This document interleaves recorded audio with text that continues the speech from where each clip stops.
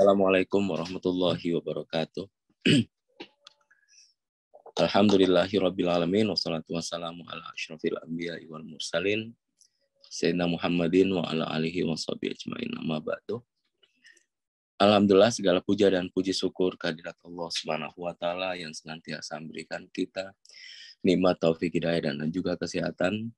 Dan tak lupa pula kita kirimkan sholawat dan taslim tujuan kita Nabi besar Muhammad sallallahu alaihi wasallam. Mohon maaf kemarin kita libur beberapa pertemuan. Malam ini insya Allah kita lanjut di ayat kelima. Dan seperti yang pembahasan sebelumnya bahwa terjemahan yang saya gunakan ini adalah terjemahan dari Muhammad Asad. Ya. Di Muhammad Asad ini beliau menerjemahkan Al-Quran dan memberikan referensi yang cukup panjang terhadap kata yang digunakan. Nah, saya langsung saja masuk ke ayat kelima. Auzubillahi minasyaitonirrajim. Bismillahirrahmanirrahim. Iyyaka na'budu wa iyyaka nasta'in. Terjemahannya, hanya Engkaulah yang kami sembah dan hanya kepada Engkaulah kami mohon pertolongan. Nah, seperti yang kita pembahasan sebelumnya bahwa pendekatan kita adalah pendekatan sofistik, jadi kita mencoba menggali hal-hal apa saja yang terkait dengan makna batin yang ada di dalam Quran ini. Nah, selain dari menggunakan terjemahan dan juga kita menggunakan beberapa tafsir sufi untuk mendapatkan penjelasan yang memungkinkan saya bisa jangkau ya tentang tafsir sufi tentang ayat ini. Nah, sebelum itu kita masuk menjelaskan tentang ayat kata yang digunakan, kata abd di slide selanjutnya.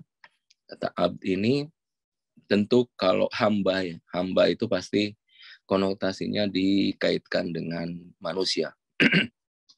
Nah, tetapi kalau kita meyakini bahwa segala sesuatu tunduk kepada Allah Subhanahu wa taala, tau'an au karhan, baik dia tunduk secara ikhtiar atau tidak secara ikhtiar, maka kita bisa aplikasikan bahwa kata hamba ini, abdun ini adalah meliputi segala sesuatu. Makanya di sini bisa bermakna dikaitkan dengan manusia, bisa juga bermakna segala sesuatu yang memiliki kesadaran. Kalau bahasa Arabnya, kesadaran ini yang digunakan adalah syu'ur. Kalau kita kembali ke pembahasan pengenalan tasawuf, kata syu'ur ini berlaku untuk seluruh keberadaan, termasuk keberadaan yang kita anggap sebagai materi. Nah, bagi para sufi, materi ini juga punya syu'ur. Jadi tingkat kesadaran pada level yang paling rendah ini adalah dikaitkan dengan syu'ur. Makanya kalau kita mendekati ayat Al-Quran, kita akan pahami bahwa ada beberapa ayat-ayat Al-Quran yang perintah-perintah ini terkait dengan dunia materi. Misalnya, dan kami perintahkan hujan turun di sini, kan? Jadi Tuhan memerintahkan hujan. Artinya, kalau Tuhan memerintahkan, tentu dia mendengar perintah. Makanya materi ini dia punya syu'ur, kesadaran.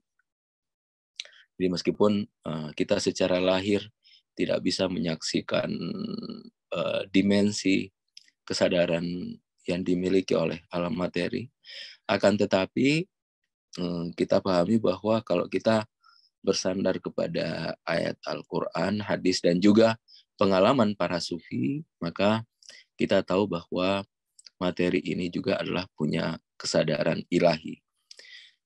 Pernah kita bahas tentang ketika Rasulullah pertama kali keluar dari Gua Hira, Nah, di situ dikisahkan bahwa yang pertama kali mengucapkan salam itu adalah apa yang di sekitarnya. Bebatuan, angin, pepohonan, dan seterusnya. Mereka semua mengucapkan salam kepada Rasulullah. Sehingga kata Ibn Arabi, kalau dibandingkan antara batu dengan Abu Jahal, lebih mulia Abu Jahal gitu. Lebih mulia batu daripada Abu Jahal. Karena Abu Jahal, walau sekalipun dia tidak pernah mengucapkan salam kepada Rasulullah selama hidupnya. Tetapi batu ini pernah mengucapkan salam ketika Rasulullah keluar dari Gua Hira pada waktu itu. Nah, ini perkataan Ibn Arabi. Jadi kalau kita bandingkan Abu Jahal dengan batu, kata Ibn Arabi, lebih mulia batu daripada Abu Jahal. Nah, jadi tapi tentu ini sulit untuk kita buktikan secara empiris dengan pendekatan positivisme ya. Karena ya ini adalah masuk ranah batin. Tetapi kalau kita yakini misalnya terhadap tubuh kita sendiri yang materi ini, kita bisa berdialog dengan tubuh kita. Makanya sekarang ini pendekatan pengobatan diri, self healing dan seterusnya, itu adalah bagaimana dia bisa berkomunikasi dengan penyakit yang ada di tubuhnya dan seterusnya. Ya meskipun ada yang berhasil dan tidak, tetapi setidaknya ada terjalin komunikasi antara dimensi ruh kita dengan tubuh yang bersifat materi. Nah, tapi poin kita di pembahasan ini, karena kita membahasnya iyyaka na'budu, kata abdun ini adalah tidak hanya meliputi manusia secara kata ya, kalau kita pakai diksi kata, tetapi kata abdun ini itu meliputi semuanya.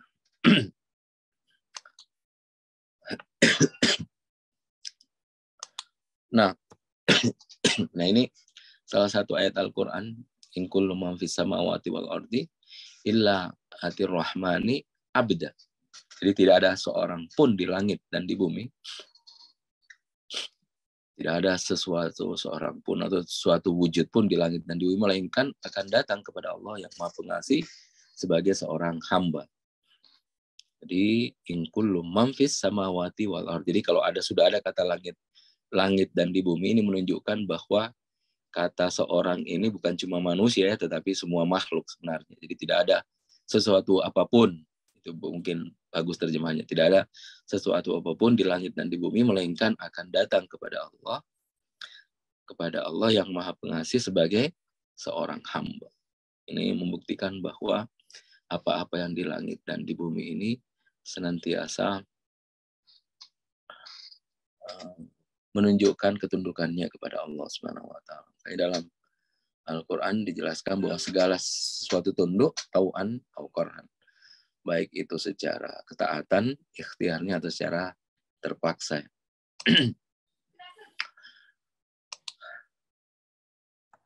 Nah, kemudian masuk dalam konteks ibadah dan penyembahan. Ibadah penyembahan ini adalah ikrar diri atau pengakuan diri bahwa pemilik sejati diri ini adalah Allah Subhanahu wa taala. Jadi konteks ibadah dan penyembahan itu konteksnya adalah suatu bentuk pengakuan bahwa kita ini dengan segala yang ada di dalam diri kita semuanya adalah milik Allah Subhanahu wa taala. La yamliku li nafsihi naf'an wala darran wala hayatan wala nusyura. Jadi bagi seseorang itu tidak memiliki bagi dirinya entah itu kehidupan, kematian, kebangkitan, kemanfaatan, kerugian, jadi semuanya bukan milik kita. Jadi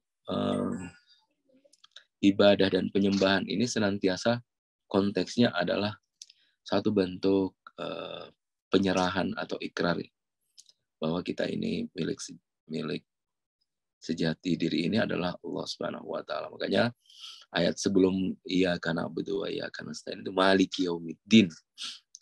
Pemilik yaumiddin. Jadi kalau yaumiddin dia miliki, maka segala sesuatu awal pun dia pemilik.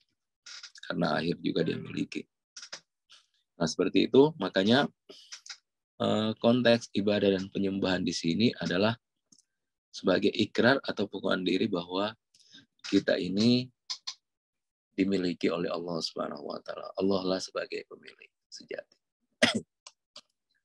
Nah, ini ayat yang menarik sebenarnya untuk menjelaskan tentang ada konteks kehambaan, ibadah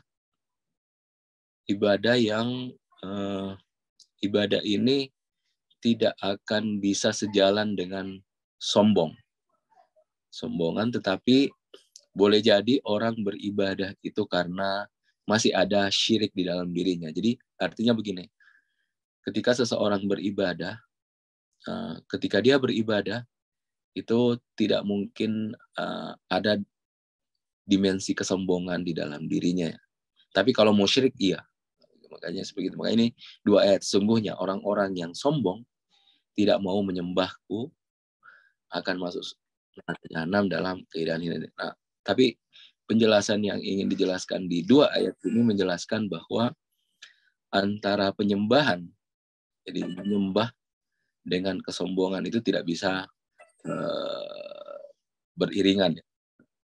Nah, tetapi boleh jadi seseorang itu masih ada musyrik di dalam dirinya, syirik, entah itu syirik yang jelas atau syirik khafi maksudnya, tetapi dia tetap beribadah kepada Allah Subhanahu wa taala. Wa wala tusyrik bi ibadati rabbih ahada. Dan janganlah dia mempersekutukan dengan sesuatu pun dalam beribadah kepada Tuhannya. Artinya ada orang yang beribadah kepada Allah Subhanahu wa taala akan tetapi dia masih dalam kondisi dalam kemusyrikan. Makanya kita pernah menyinggung satu ayat Al-Qur'an, wa ma yu'minu aktsaruhum billahi illa wa hum musyrikun. Bahwa kebanyakan orang mukmin itu musyrik. Jadi kebanyakan orang mukmin itu musyrik. Kenapa? Karena begini, ketika dia berbuat baik, kebaikan itu dia katakan atas nama dirinya. Misalnya dia mengatakan, kan saya yang bantu dia, kan saya yang bangun ini. Coba bukan saya. Nah, jadi kebaikan-kebaikan yang dia lakukan, dia sematkan kepada dirinya. Padahal dalam Quran menjelaskan wa ma asabaka min hasanatin fa min Allah. Semua kebaikan dari Allah Subhanahu wa taala. Akan tetapi ketika dia berbuat baik, dia mengatakan bahwa kebaikan itu miliknya.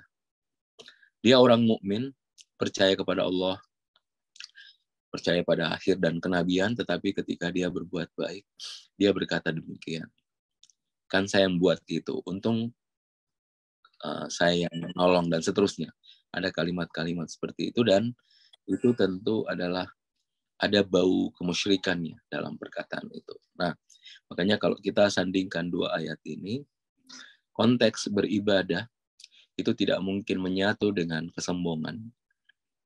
Tetapi boleh jadi dia menyatu dengan kemusyrikan, syirik khafi. Dia menyembah tetapi masih ada syirik khafi di dalam dirinya. Dan saya yakin kita semua ini sebesar atau kecilnya masih ada dimensi kemusyrikan dalam diri kita. Syirik-syirik yang tersembunyi. Karena selama kita masih melihat keagungan diri kita, maka tentu kita masih berada dalam konteks kemusyrikan. Jadi hanya yang benar-benar fana di dalam diri Tuhan itu yang benar-benar bersih, yang bersih dari konteks kemusyrikan. Nah, kita ini yang belum fana, sedikit banyaknya dalam syirik khafi itu kita masih punya syirik khafi tadi, sedikit banyaknya di dalam diri kita.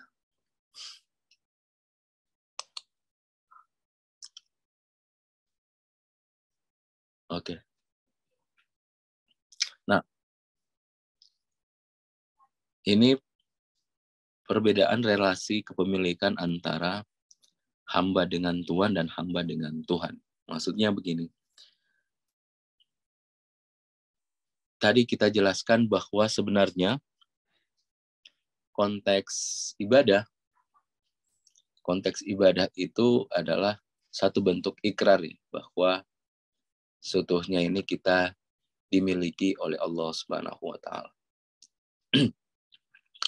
Nah, misalnya hubungan kita dengan bos kita dan seterusnya, hamba dengan Tuhan, pelayan dengan Tuhan ini, itu sebenarnya tidak bisa dihubungkan dalam konteks ibadah ya, karena si Tuhan ini tidak memiliki seutuhnya secara mutlak diri kita. Tapi ada sesuatu yang dia miliki untuk kita, misalnya ya, tentang kerja ya, waktu kerja ya, karena ada kontrak di situ. Tapi hanya itu saja. Tapi selainnya itu adalah dia tidak berhak ada konteks kepemilikan atas diri kita. Nah, tetapi dengan Tuhan kita ini dimiliki sepenuhnya secara mutlak oleh Allah Subhanahu wa taala. Nah, di sini konteks ibadah sebenarnya.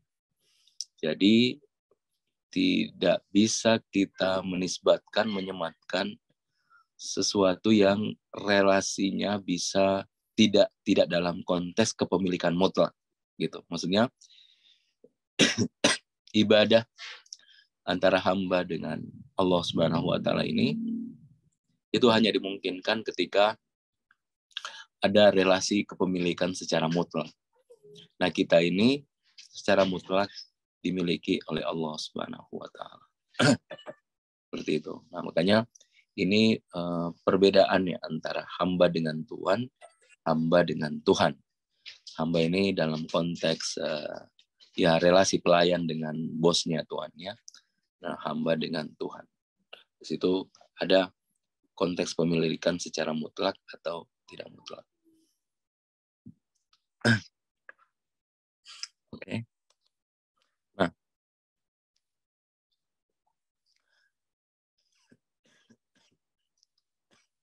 sini ada perbedaan kalimat. Hanya engkau lah yang kami sembah dengan kami sembah hanya engkau. Kalau kita lihat ayat Al-Qur'annya, iyyaka na'budu, hanya kepadamu atau hanya engkau lah yang kami sembah. Nah, dalam sastra Arab, ketika lebih dahulu iyyaka, bahwa itu menunjukkan bahwa penyembahan itu semata-mata hanya untuk Allah. Jadi sejak awal menafikan sesuatu yang lain selain Tuhan. Nah, itu bedanya kalau Quran menjelaskan na'budu iyyaka dengan iyyaka na'budu. Tetapi Quran menjelaskan iyyaka na'budu, hanya kepadamu kami menyembah. Jadi kalimatnya bukan kami menyembah hanya kepadamu, tetapi hanya kepadamu kami menyembah, hanya engkau lah yang kami sembah. Untuk menunjukkan bahwa sejak awal dalam ibadah kita menafikan segala sesuatu selain Allah Subhanahu wa taala. Hanya kalimatnya seperti itu.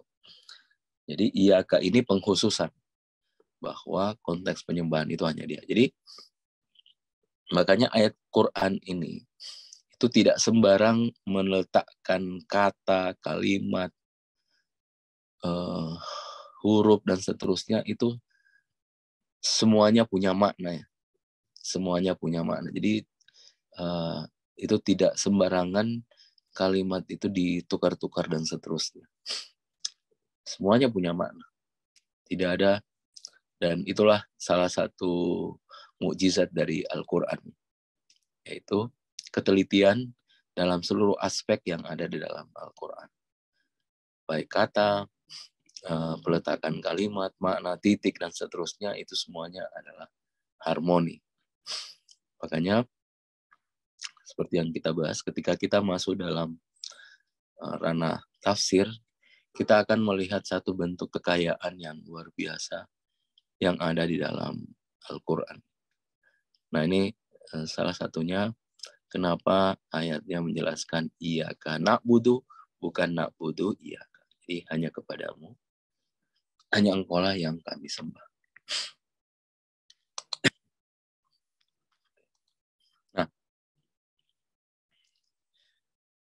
Nah, Falillahi ad-din al-khalis.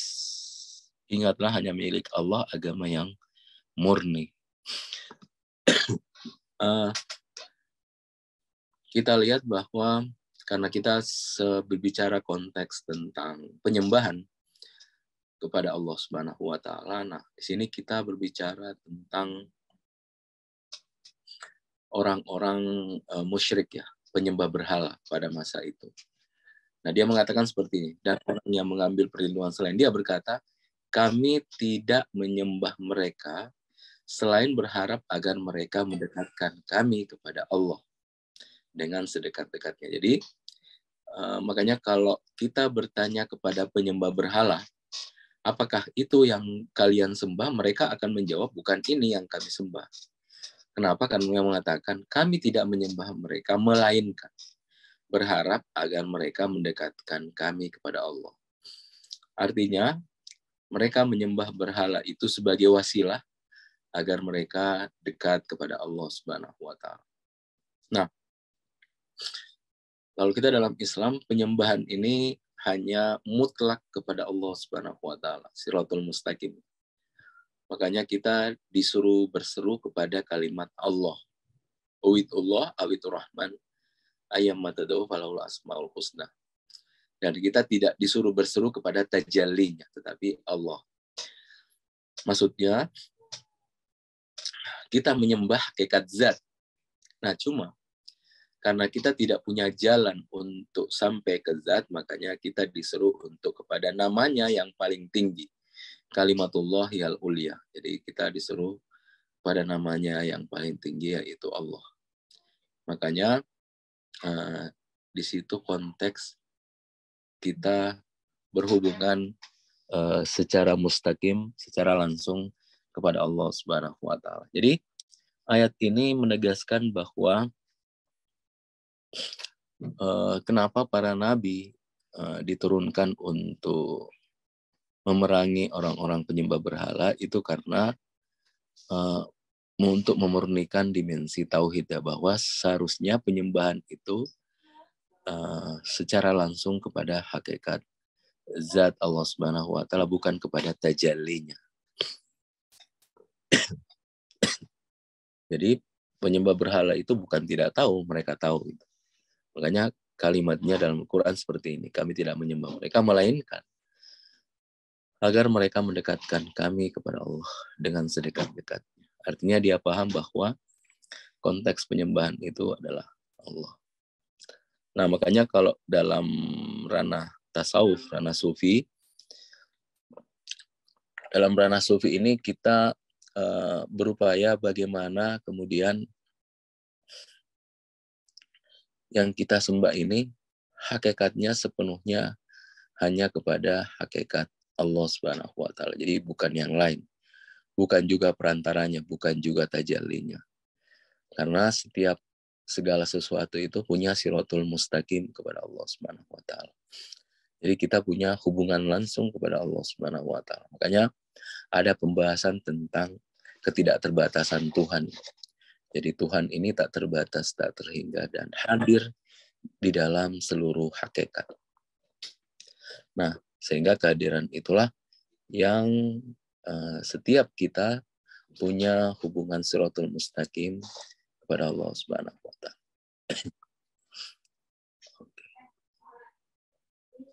Nah, ini juga hal yang menarik ya dalam ayat ini. Surah Al-Fatihah ini adalah salah satu ayat yang kalau dalam sholat tidak kita membaca Al-Fatihah, maka sholat kita batal. Jadi salah satu hal yang mesti kita lakukan dalam sholat ini adalah membaca Al-Fatihah. Nah, kalau kita menyembah Allah Subhanahu wa taala dengan sholat, di sini kita menggunakan, karena kita wajib menggunakan ayat Al-Quran dalam surah Al-Fatihah, iyyaka na'budu. Na'budu ini menunjukkan kata kami. Jadi na'budu itu kami. Kalau saya a'budu, itu dalam bahasa Arab penggunaan disebut dhamir, kata ganti kami dan kata ganti saya. Kalau kami na'budu, kalau saya a'budu, pakai alif dia. Nah, tetapi Al-Quran itu menggunakan kata na'bud. Artinya kita secara personal menyembah kepada Allah Subhanahu wa taala. Akan tetapi kalimat yang kita gunakan adalah na'budu. Seperti itu. Nah, apa alasannya? Kenapa kira-kira demikian? Jadi kenapa kira-kira demikian? Kenapa ayat Al-Quran menggunakan kata kami?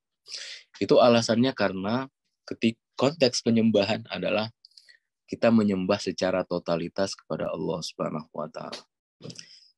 Tubuh kita menyembah, pikiran kita menyembah, hati kita menyembah, khayal kita menyembah.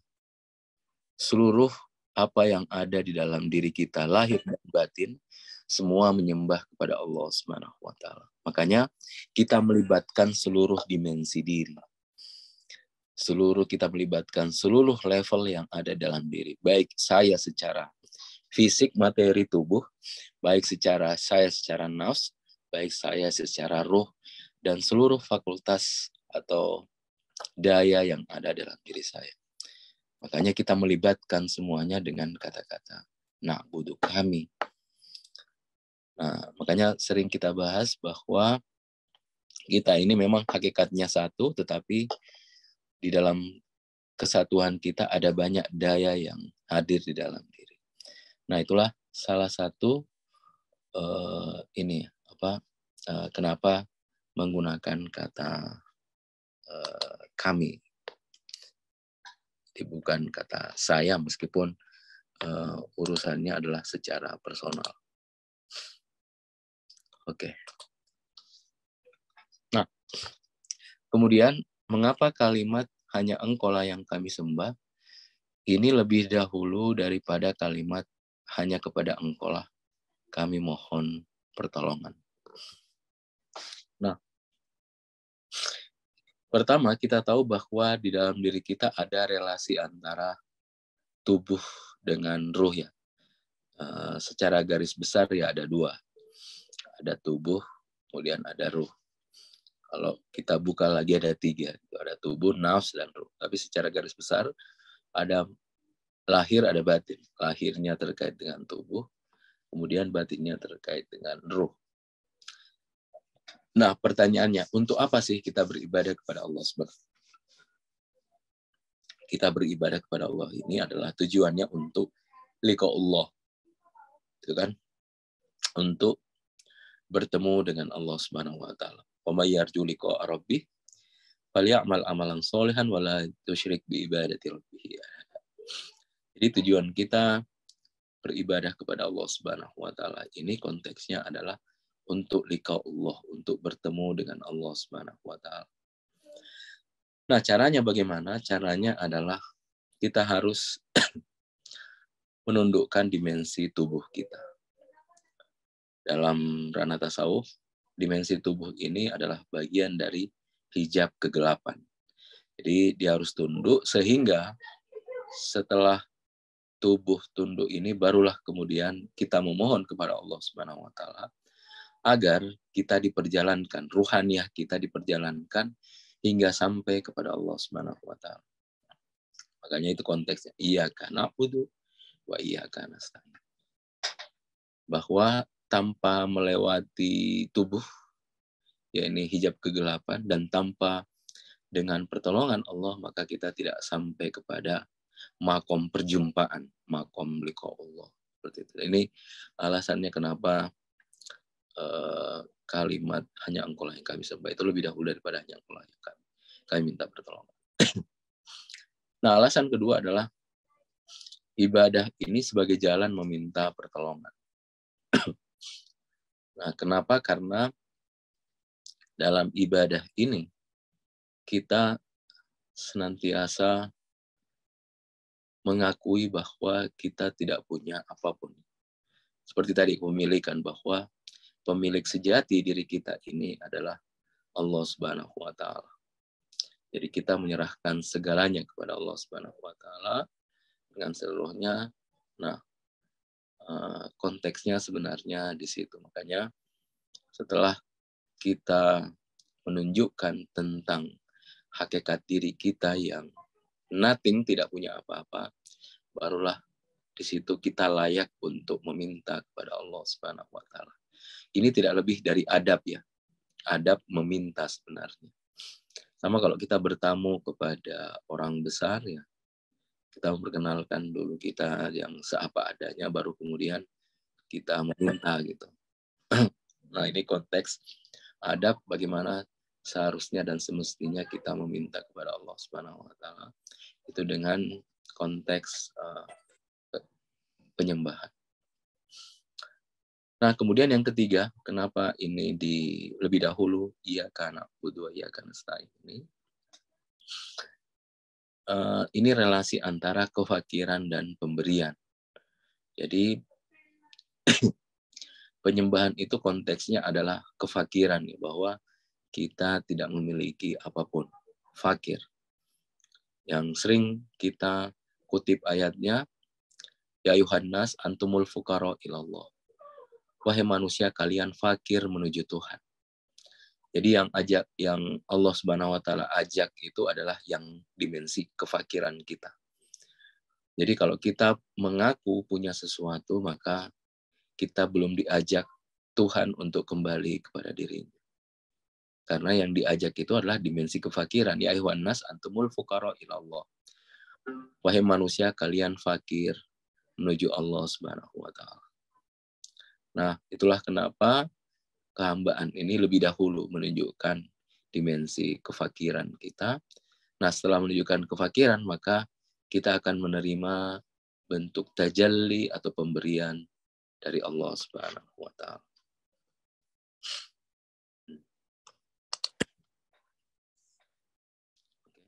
Nah, hanya Engkau-lah yang kami sembah bermakna seorang hamba sudah semestinya menghadirkan dirinya di dalam ilahi sehingga dia menyaksikan Tuhan bertajalli di dalam segala sesuatu. Ini kira-kira tambahan dari slide sebelumnya, bahwa ketika seseorang menunjukkan dimensi kefakiran dirinya, dia merasakan dirinya fakir, bahwa dia tidak memiliki apapun. Jadi bukan sekedar pikiran semata, tetapi benar-benar dalam konteks. Dia merasakan bahwa dirinya fakir, merasakan konteks kefakiran. Sampai dia melihat bahwa dirinya tidak lebih adalah kefakiran itu sendiri. Maka pada saat itu dia akan melihat bahwa Tuhan bertajalli dalam segala sesuatu. Jadi ketika seseorang mampu menunjukkan kefakiran dirinya kepada ilahi, kefakiran ini adalah justru wadah bagaimana Tuhan bertajalli ke dalam dirinya, seperti itu. Makanya konteks kefakiran ini suatu hal yang luar biasa ketika seorang hamba bisa benar-benar merasakan di dalam diri.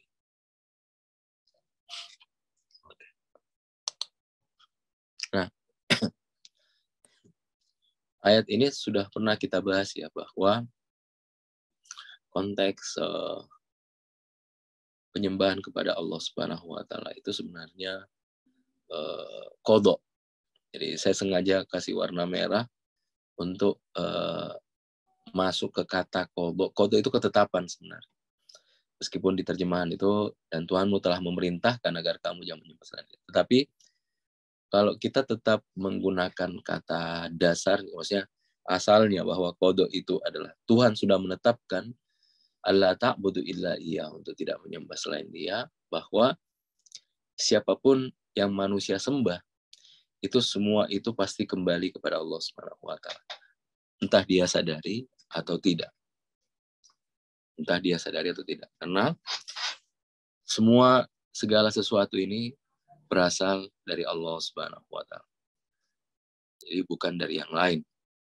Makanya wa qadha rabbuka, dan Tuhan sudah menetapkan la ta'budu illa Iya. Maksudnya siapapun yang manusia sembah, itu seluruh sembahan itu pasti kembali kepada Allah Subhanahu wa taala, entah dia sadari ataupun tidak. Ini ayatnya.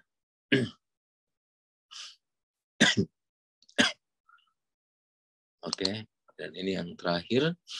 Nah, ayat ini iyyaka na'budu wa iyyaka nasta'in ini menjelaskan dua rukun penting dalam agama. yaitu memperindah jiwa dengan ibadah tanpa riya. Karena tadi sejak awal kita menjelaskan bahwa iyyaka na'budu, hanya kepadamu. Jadi kalau orang sholat tapi dia ingin dilihat oleh orang lain sholatnya, maka sebenarnya perkataan iyyaka hanya kepadamu itu adalah hanya perkataan yang tidak benar, ya, tidak jujur sebenarnya. Karena dia tapi kalau kita meyakini bahwa iyyaka na'budu, hanya kepada Allah Subhanahu wa taala kita menyembah, maka ini justru memperindah jiwa dengan ibadah tanpa riya dan ketaatan tanpa kemunafikan, seperti itu. Makanya sebenarnya ada cara bagaimana kita bisa beribadah dengan ikhlas, yaitu beribadah saja gitu. Tidak perlu kita lihat entah itu ada pahalanya atau tidak. Ya, karena kalau kita melihat dimensi pahalanya, itu sebenarnya capaian yang paling rendah yang Tuhan berikan kepada kita. Ada capaian lebih tinggi, yaitu makom ridho, keridoan. Tapi cara belajarnya adalah ya kita belajar berbuat baik, beribadah kepada Allah Subhanahu wa taala tanpa harus ada embel-embel sesuatu. Kedua, mensucikan jiwa dari kemusyrikan. Ini sudah kita jelaskan tadi bahwa ibadah itu adalah bagaimana kita terhindar dari konteks kemusyrikan dan tak menyandarkan kekuatan dan keadaan pada diri sendiri. Makanya bacaan-bacaan Quran itu sebenarnya semuanya adalah setiap gerak itu ada bacaannya. Setiap gerak dalam itu sholat itu sebenarnya ada gerak, ada makna-makna, ada bacaan-bacaan bahwa untuk menunjukkan kita itu tidak punya kondisi dan kekuatan. Semua itu adalah milik Allah Subhanahu wa taala. Jadi orang yang masih menyandarkan kepada dirinya sendiri itu sebenarnya masih ada sisi kemusyrikan di dalam diri. Tapi kalau kita berusaha bahwa tidak ada sesuatu pun yang kita miliki, semuanya pemberian dari Allah Subhanahu wa taala, termasuk kekuatan dan keadaan dalam diri sendiri, maka ini adalah langkah yang paling bagus bagaimana jiwa kita tersucikan dari dimensi kemusyrikan. Insya Allah kita lanjutkan dengan sesi tanya jawab. Sampai di sini dulu. Wabillahi taufiq wal hidayah. Assalamualaikum warahmatullahi wabarakatuh.